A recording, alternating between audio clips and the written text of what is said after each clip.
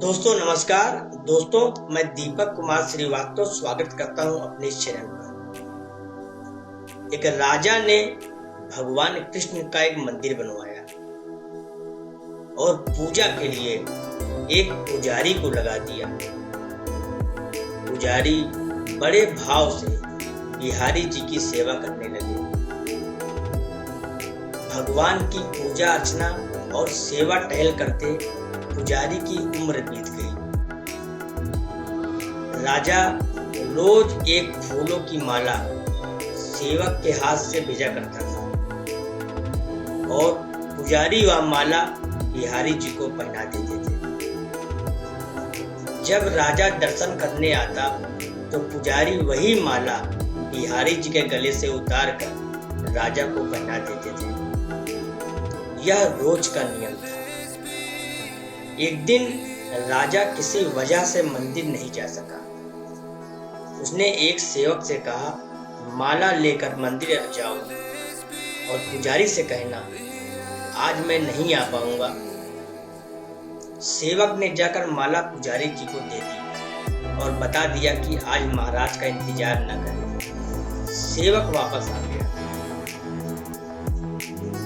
पुजारी ने माला बिहारी जी को पहना दी। फिर उन्हें विचार आया कि आज तक मैं अपने बिहारी जी की चढ़ी माला राजा को ही पहनाता रहा, कभी ये सौभाग्य मुझे नहीं मिला। जीवन का कोई भरोसा नहीं, कब रूठ जाए। आज मेरे प्रभु ने मुझ पर बड़ी कृपा की है। राजा आज आएंगे नहीं तो क्यों ना माला मैं पहन लूं।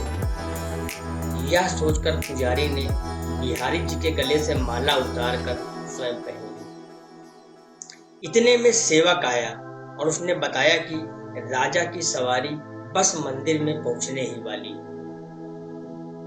यह सुनकर पुजारी जी कांप गए।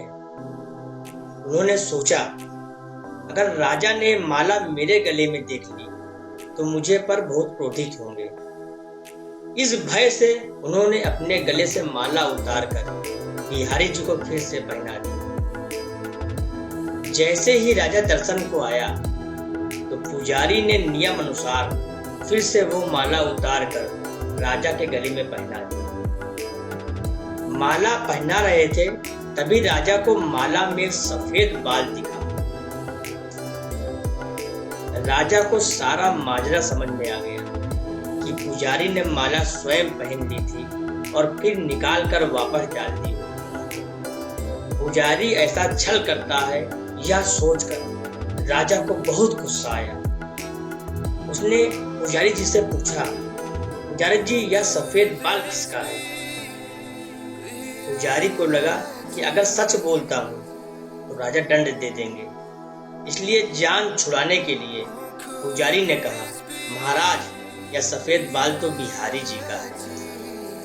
अब तो राजा गुस्से से आग बबूला हो गया कि ये पुजारी झूठ पर झूठ बोले जा रहा है।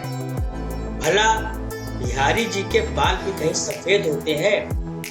राजा ने कहा, पुजारी अगर यह सफेद बाल बिहारी जी का है तो सुबह श्रृंगार के समय मैं आऊंगा और देखूंगा कि बिहारी जी के बाल सफेद हैं या काले।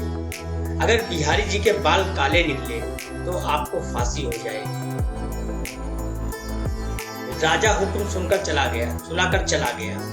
अब पुजारी रो रो कर बिहारी जी से विनती करने लगे, प्रभु मैं जानता हूँ आपके सम्मुख मैंने झूठ बोलने का अपराध किया। अपने गले में डाली माला पुनः आपको पहना दी।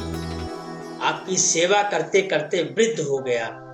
या लालसा ही रही कि कभी आपको चढ़ी माला पहनने का सौभाग्य मुझे भी मिले। इसी लोभ में यह सब अपराध हुआ। मेरे ठाकुर जी, पहली बार यह लोभ हुआ है और ऐसी विपत्ति आ पड़ी है। मेरे नाथ अब नहीं होगा ऐसा अपराध, अब आप ही बचाइए, नहीं तो कल सुबह मुझे फांसी पर चढ़ा दिया जाएगा। पुजारी सारी रात रोते रोते सुबह होते हुए राम मंदिर में आ गया और उसने कहा, आज प्रभु का श्रृंगार वह स्वयं करेगा। इतना कहकर राजा ने जैसे ही मुकुट हटाया तो हैरान रह गए। बिहारी जी के सारे बाल सफेद थे। राजा को लगा पुजारी ने जान बचाने के लिए बिहारी जी के बाल रंग दिए हुए। गुस्से से तमतमाते हुए उसने बाल की जांच करनी चाहिए। बाल असली है या नकली, यह समझने के लिए उसने जैसे ही बिहारी जी के बाल तोड़े, बिहारी जी के सिर से खून की धारा बहने लगी। राजा ने प्रभु के चरण पकड़ लिए और क्षमा मांगने लगा। बिहारी जी की मूर्ति से आवाज आई, राजा, तुमने आज तक मुझे केवल मूर्ति ही समझा, इसलिए आज से मैं तुम्हारे लिए मूर्ति ही हूँ। पुजारी जी मुझे साक्षात भगवान समझते हैं। इस श्रद्धा की लाज रखने के लिए आज मुझे अपने बाल सफेद करने पड़े, वह रक्त की धार भी बहानी पड़ी तुझे समझाने के लिए। ये कहानी किसी पुराण से तो नहीं है, लेकिन इसका मर्म किसी पुराण की कथा से कम भी नहीं। कहते हैं समझो तो देव, नहीं तो पत्थर। श्रद्धा हो तो उन्हीं पत्थरों से भगवान सप्राण होकर भक्त से मिलने आ जाएंगे। बोलो श्री वृंदावन बाके बिहारी लाल की जय।